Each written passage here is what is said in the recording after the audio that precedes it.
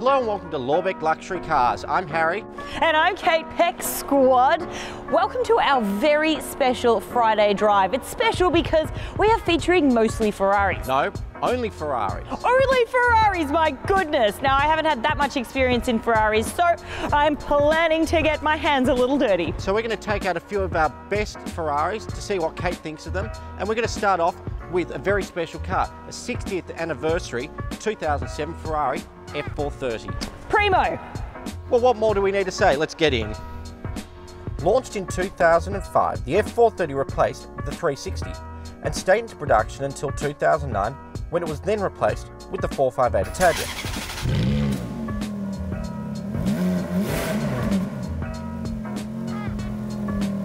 Still to this day, however, the 430 is incredibly desirable and incredibly collectible.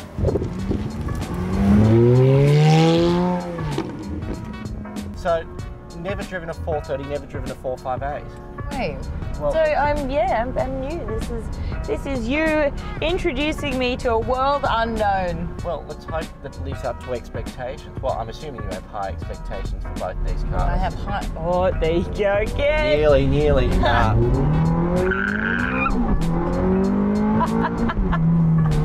Certainly makes a point, doesn't it? Oi. Oh. That's quite impressive. Harry, you really know how to give it some. Oh, well, you get used to it after a while. I mean, that's what everyone at home wants to see, is not me. They just want to hear the car just go absolutely off its face. Bananas. But how many seconds to 100? Have you taken it to 100? Like 3.5 or something? It's a brilliant question. One I don't know the answer to. What we'll do is we'll put the answer in the bottom of the video there. Good idea. Any question I don't know the answer to, we'll just put it in the bottom of the video, because I suspect I really know nothing. So in knowing nothing, what engine are we working with here? That I do know. It's a 4.3 litre V8. Seems to go up to 8,500 RPM, which is a lot of RPMs. That is quite high. Is it the best RPM though? What's your favourite RPM? Well, there's only one RPM that's worth watching, isn't there? Certainly not this one. I'm on. The only one worth watching.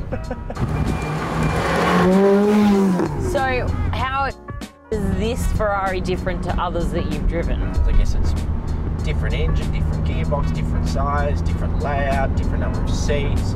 They're all different, but the thing is with Ferraris, they all have a very similar sort of joie de vivre. They all have the same sense of enthusiasm. You're quite enthusiastic too.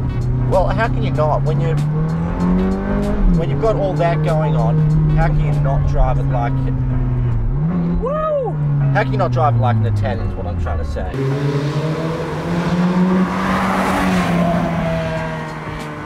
So now that both our GoPros have died, just another one of our famous films where everything seems to go wrong, let's just get Kate into the driver's seat. What do you think?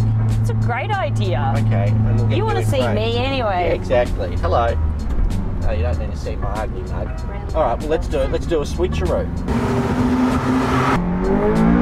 Whoa, really just throws. Oh, get the pigeon. Ah, not the pigeon. I think we nearly did.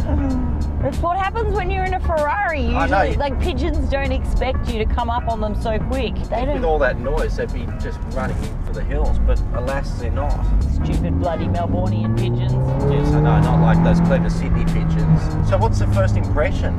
Right, so the first impression almost ripped my knickers off. Yes. That's for sure. And then the second impression is it's not as smooth as I thought it was going to be, but it's nice. It's got some personality, and it's got...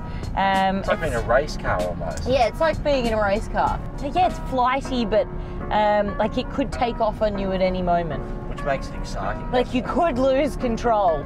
And spear off into a tree or a pole and you'll be dead. Yeah. It isn't ideal, but at least it gets the adrenaline pumping. It does. Does this have any other extra turbo injections? Oh, it's got lots of turbo injections. It's actually, you can't see it on the camera because, actually no, you'll be able to see it on the camera.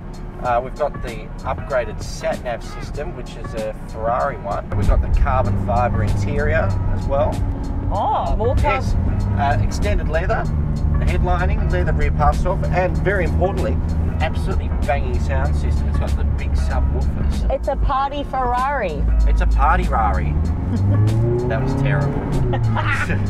You just pull out all the cheese thick. At least I'm not the one pulling out the Peck puns.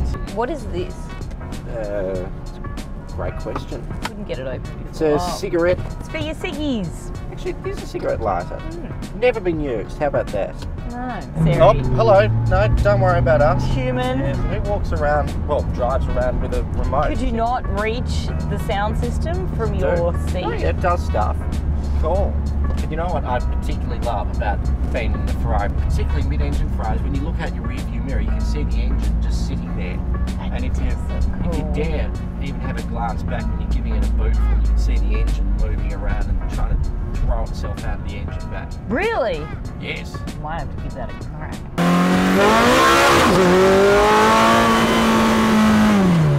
It feels like it's old. Does that mean to say that? Yes and no. I feel like everything that was built in like 2000, 2010 definitely has, or 2000 to 2008 really has a early 2000 vibe. But the difference between cars like this and what we drive today is cars that we drive today mask that they're actually cars, they mask that they're mechanical. This doesn't. This makes a song and dance about it, makes a spectacle of it, and really tries to make it everything that this car's about. So you can always hear the engine, you can feel the gearbox change, you can feel the bumps, you can hear. You can almost hear like the chassis sort of adapting to the road. It's a very, you become at one with the car, and that's what makes it feel probably old-fashioned, because that's back in the olden days they couldn't mask all those things, but this car celebrates it. Look, and how convenient. It's a 458. It just happens to be parked right where we're stopping. Oh, stop it. It's 4:30. It's been real. She's a good old girl. I spy with my little eye something shiny that looks like a key. Who's the idiot who left that there? I reckon Shreko's somewhere around here leaving us little surprises. Well, it's a bit late for Christmas, so anyway, I guess it only means one thing. We might have to take it for a ride. Who's going to drive first? Ladies first. Help yourself, doll. Oh, lovely. Only problem is you're going to have to wait till next week. And we'll see how this 458 really handles.